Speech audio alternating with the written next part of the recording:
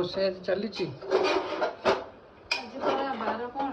ସଂକ୍ରାନ୍ତି ନୁହେଁ କି? ରବିବାର ସଂକ୍ରାନ୍ତି। ଆଜି 12ଟା ହଉଛି ରବି କିନ୍ତୁ ସଂକ୍ରାନ୍ତି। ସଂକ୍ରାନ୍ତି ଅଛି। ତା ମାନେ ସାଧା ହବ। ଆଉ ସାଧା ହେଲା ମାନେ ରାତିରେ ଆମର ପ୍ରାୟ କଣ ହୁଏ?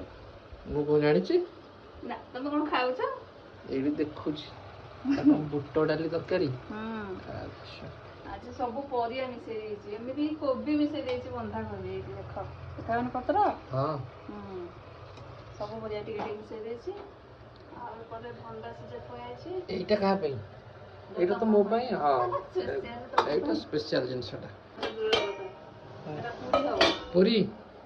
ମୁଁ କିନ୍ତୁ ପୁରୀ ଖାଇବିନି, ମୁଁ ରୁଟି ଖାଇବି। ତମ ପାଇଁ ଏଇଠି ଅଲଗା ପୁଣି। ଆଚ୍ଛା ଆଚ୍ଛା। ଏଟା ହେଲା ରୁଟି ହବ, ଏଟା ପୁରୀ ହବ। ମୋ ଜିନିଷରେ ଯେମିତି କେହି ହାତ ନ ମାର। ବୋପାଲୋ, ଯୋଉ ତ ଅପୂର୍ବ ଜିନିଷ ଦରକାର ନାହିଁ। ଆମେ ନହେଲେ ପୁରା ଛେଦିଦେବି, ଭୁଜାଲି ଲଗେଇ ଛେଦିଦେବି ପୁରା। ଭୁଜାଲି କୋଉଠି ରଖିଛ? ଆଇଲ ଟିକେ ଦେଖିବା। ଭୁଜାଲି ଏଇଠି ଏଇଠି ଏଇଠି ଏଇଠି। ଏଇଟା କଣ? ଏଟା ହବ କାମ ଦବ?